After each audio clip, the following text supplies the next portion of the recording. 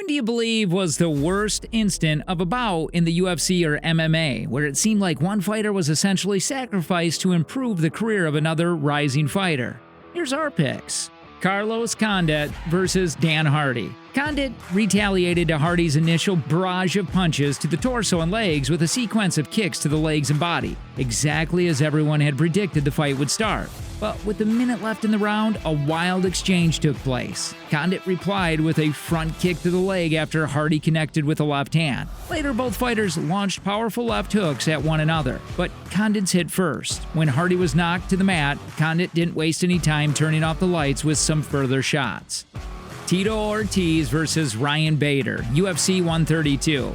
With an unexpected guillotine choke win against Ryan Bader at UFC 132, Tito Ortiz saved his career from certain oblivion. Both fighters first tried to find their range, but Tito eventually connected with a right that floored Bader. He was immediately pummeled by Tito, who then guillotined an arm. Kimbo Slice versus Seth Petrozelli, Elite XC. Petrozelli accomplished a great deal of damage in under 13 seconds as the bout progressed. Slice pushed Petrozelli out of the gate swiftly, leaving his chin completely exposed. Fortunately, Petrozelli took advantage of this and knocked Slice right on the button, sending him to the mat. Slice was knocked out by TKO as Petrozelli dashed to land as many punches as he could. Kevin Randleman versus Mirko Cro Cop.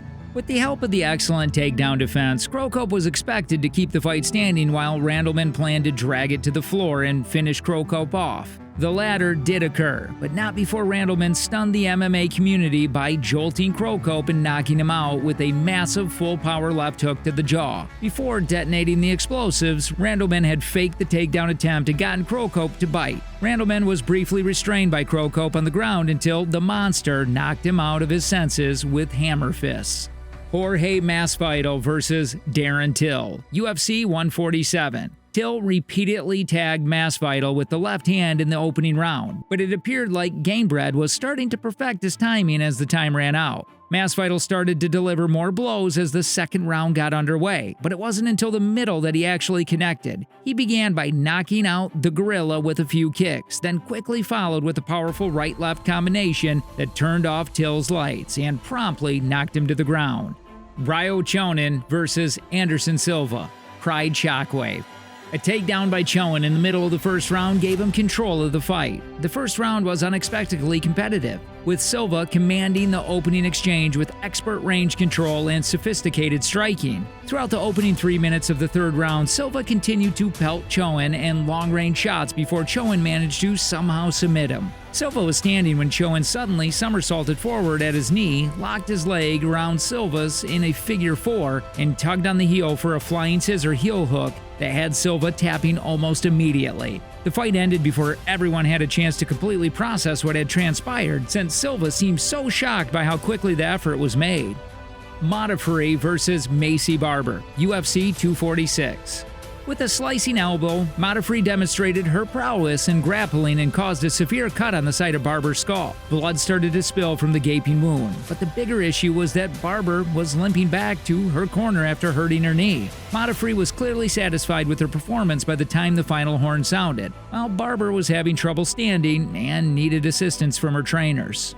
Maria Agapova versus Shannon Dobson, UFC. Agapova was operating at full speed and delivering some powerful ground strikes. They continued to move quickly while on foot, with Agapova continuing to throw everything she had at her targets. She may have paid for her impatience though, as she lost her footing and was knocked down once more. Agapova attempted to shake off Dobson, who had taken the back but was too high up. Agapova brought Dobson down and took up guard when she kicked high to start the second. However, Dobson turned around and mounted, and Agapova gave up her back. Agapova instantly took cover as Dobson started to throw explosives. Agapova rolled after getting tired, but Dobson persisted and won via TKO.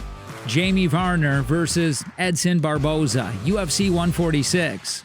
Barboza began kicking Varner's lead left leg from the inside and outside. The crowd yelled after each impact of the slaps, but Varner remained calm and initiated many combinations with body shots. Barboza was perplexed by the combinations and the emphasis on the body punches in particular. Varner was driving through the painful leg kicks like few other opponents had done previously, as long as enough of the combinations were connecting. Varner eventually unleashed a massive flurry of punches, knocked Barboza to the ground, and then continued to punch and hammer fist until the referee stopped the fight. Ian Freeman versus Frank Mir, UFC 38. Freeman was eventually brought to the ground by Mir, but the master in submission wrestling subsequently committed a little too much to an attempted heel hook. That was all the Machine's opening required. He battered Mir with thudding punches while playing outside defense. Mir eventually rose to his feet, but following the punishment, he immediately fell on the ground.